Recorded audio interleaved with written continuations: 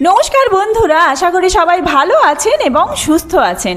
ইতিমধ্যেই বৈশাখ মাস পড়ে গিয়েছে আর শুরুতেই রয়েছে বৈশাখী অমাবস্যা।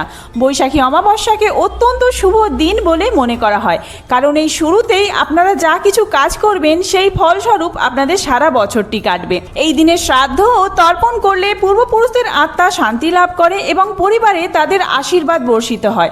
তারই সাথে এই বৈশাখ মাস কিন্তু ভগবান বিষ্ণুর অত্যন্ত প্রিয় মাস। ধর্মীয় বিশ্বাস অনুসারে এই দিনে ভগবান বিষ্ণু এবং দেবী লক্ষ্মীর পূজা করলে ধনসম্পদ সুখ সমৃদ্ধি বৃদ্ধি পায়। তাই চলুন বন্ধুরা, আজকের ভিডিওতে আমরা জেনে নেব 2026 সালে বৈশাখী অমাবস্যা কবে পড়েছে, এই অমাবস্যা তিথি পালনের নিয়ম কি রয়েছে, ব্রত উপবাস এবং নিশি পালন কবে, পঞ্জিকা অনুসারে অমাবস্যা তিথি কখন শুরু হচ্ছে কখন শেষ হচ্ছে, এই দিন গঙ্গা স্নান দানের শুভ সময় কি রয়েছে, মা কালীর পুজো এবং বিষ্ণু ও মা লক্ষ্মী দেবীর পুজোর শুভ সময় কি রয়েছে, কিভাবে বাড়িতে এই দিন আপনারা পুজো করবেন, সাথে আপনারা বৈশাখী অমাবস্যার দিন কি খাবেন কি খাবেন না আর কোন কোন কাজগুলি করবেন যাতে সারা বছরটা আপনাদের খুব ভালোভাবে সুন্দরভাবে কাটে, সেই সমস্ত কিছুই রয়েছে আমাদের আজকের ভিডিওতে। তো চলুন বন্ধুরা, আর দেরি না করে ভিডিওটি শুরু করা যাক। যদি আমার চ্যানেলে নতুন হয়ে থাকেন অবশ্যই চ্যানেলটি সাবস্ক্রাইব করে এবং ভিডিওতে একটি লাইক করে শেষ পর্যন্ত সাথে থাকবেন। আশা করি ভিডিওটি আপনাদের জন্য খুবই হেল্পফুল হবে। ভিডিওটির মূল পর্বে যাওয়ার আগে শ্রী বিষ্ণু এবং মা লক্ষ্মী দেবীর অশেষ কৃপা পেতে কমেন্ট বক্সে লিখুন ওম শ্রী বিষ্ণু জয় মা লক্ষ্মী। আর মা কালীর যারা ভক্ত রয়েছেন অবশ্যই কমেন্ট বক্সে লিখুন জয় মা কালী। অমাবস্যা তিথি পালনে জীবন থেকে দূর হয় সমস্যার অমানিসা। সাথেই অমাবস্যা তিথিতে নানা উপায় মেনে চললে খুব ভালো ফল পাওয়া যায়। যেহেতু পূর্ণিমা তিথি আমরা পালন করে থাকি, অনেকেই অমাবস্যা তিথিকে অত্যন্ত ভয় পায়, কিন্তু অমাবস্যা তিথিতে খারাপ কিছু নেই। আপনারা যদি এটি ঠিকভাবে পালন করতে পারেন তাহলে আপনাদের জীবন থেকে সমস্ত রকম গ্রহ দোষ এবং খারাপ সময় কেটে যাবে। তাই চলুন জেনে নেওয়া যাক এই দিন কি করবেন কি করবেন না। আপনারা অবশ্যই এই দিন নিরামিষ আহার গ্রহণ করবেন, কোনোভাবেই নখ চুল দাড়ি কাটবেন না। হিন্দু ধর্মগ্রন্থ অনুসারে প্রতিটি অমাবস্যায় পূর্বপুরুষদের উদ্দেশ্যে প্রথাগত আচার অনুষ্ঠান পালনের জন্য শুভ বলে মনে করা হয়। অমাবস্যায় পূর্বপুরুষদের জন্য শ্রাদ্ধ যজ্ঞ ইত্যাদি করবেন, কিন্তু অমাবস্যায় বিবাহ, পৈতে অনুষ্ঠান, নতুন চাকরি বা ব্যবসার পরিকল্পনা করা বা এই সমস্ত শুভ কাজে যোগদান করা কোনোটি করবেন না। অমাবস্যা তিথিতে আপনারা যদি দান করতে পারেন তাহলে খুবই ভালো ফল মিটবে। বৈশাখী অমাবস্যায় চাল, চিনি, দুধ, দই ও ঠান্ডা খাবার দান করা অত্যন্ত শুভ বলে মনে করা হয়। এই জিনিসগুলি দান করলে ব্যক্তির জন্মকুণ্ডলিতে চন্দ্রের অবস্থান সুদৃঢ় হয়, মানসিক শান্তি আসে এবং জীবনে সুখ ও সমৃদ্ধি বৃদ্ধি পায়। তো চলুন এবার জেনে নেওয়া যাক যে এই অমাবস্যা তিথি কখন থেকে শুরু হচ্ছে। 2রা বৈশাখ 16ই এপ্রিল বৃহস্পতিবার রাত্রি 7:04 থেকে শুরু হচ্ছে অমাবস্যা তিথি। 23রা বৈশাখ 17ই এপ্রিল শুক্রবার বিকেল 5:23 পর্যন্ত থাকছে বেনি মাধব শীলের ফুল পঞ্জিকা অনুসারে।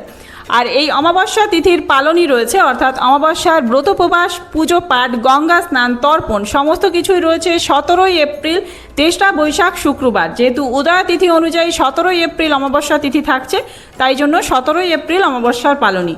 আর অমাবস্যার নিশি পালন রয়েছে 2রা বৈশাখ 16ই এপ্রিল বৃহস্পতিবার। পিতৃপুরুষের উদ্দেশ্যে তর্পণ এবং গঙ্গা স্নানের শুভ সময় থাকছে ভোর 5:20 থেকে শুরু করে সকাল 6:46 মধ্যে।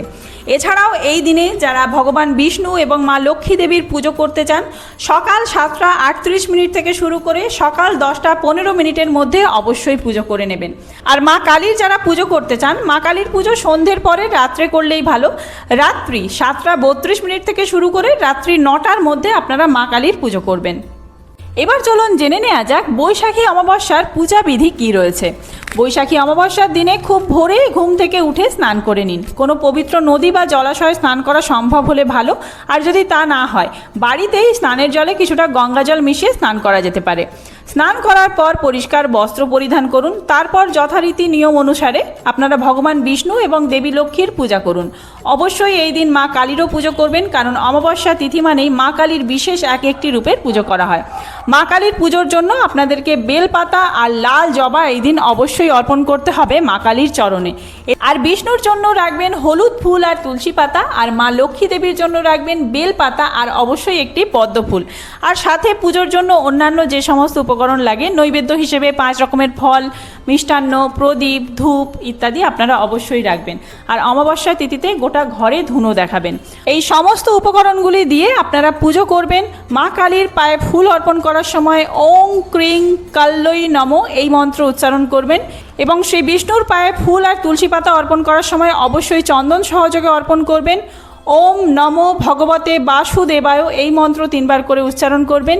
আর মা লক্ষ্মীর পায়ে বেলপাতা আর পদ্ম ফুল হাতে দেবেন। অর্পণ করার সময় মন্ত্র উচ্চারণ করবেন ওং শ্রীং লক্ষ্মী দেব্যই নমঃ। এইভাবে ফুল আর সমস্ত নৈবেদ্য অর্পণ করা হয়ে গেলে আপনারা ধূপ আর দীপ দেখিয়ে আরতি করবেন, আপনাদের পুজো সম্পন্ন হবে। আর পূর্বপুরুষদের উদ্দেশ্যে তর্পণের জন্য আপনাদের তিল, কুশ, ঘাস, জল এবং দুধ ব্যবহার করুন। পূর্বপুরুষদের শান্তির জন্য ভক্তি ভরে প্রার্থনা করুন। ধর্মীয় বিশ্বাস অনুসারে অমাবস্যার সন্ধ্যায় অশ্বত্থ গাছের নিচে প্রদীপ জ্বালানোর বিশেষ তাৎপর্য রয়েছে। অশ্বত্থ গাছকে পূর্বপুরুষ এবং দেবতাদের বাসস্থান বলে মনে করা হয়। তাই সন্ধ্যায় অশ্বত্থ গাছের নিচে প্রদীপ জ্বালান আর্থিক সমৃদ্ধি নিয়ে আসে এই টোটকা, এবং বাড়িতে কোনো কিছুর অভাব হয় না বলে মনে করা হয়। অবশ্যই প্রদীপটি যেন ঘিয়ের অথবা সর্ষের তেলের মাটির প্রদীপ হয়। তো বন্ধুরা, আজকের ভিডিওটি এই পর্যন্তই। খুব তাড়াতাড়ি নতুন কোনো ভিডিও নিয়ে আসছি। সেই সমস্ত ভিডিও দেখার জন্য অবশ্যই চ্যানেলটি সাবস্ক্রাইব করে সাথে থাকবেন, এবং এই ভিডিওটি যদি হেল্পফুল হয়ে থাকে বন্ধুদের মধ্যে অনেক বেশি শেয়ার করবেন। ধন্যবাদ। সামনেই অক্ষয় তৃতীয়া, সেই ভিডিও আসছে।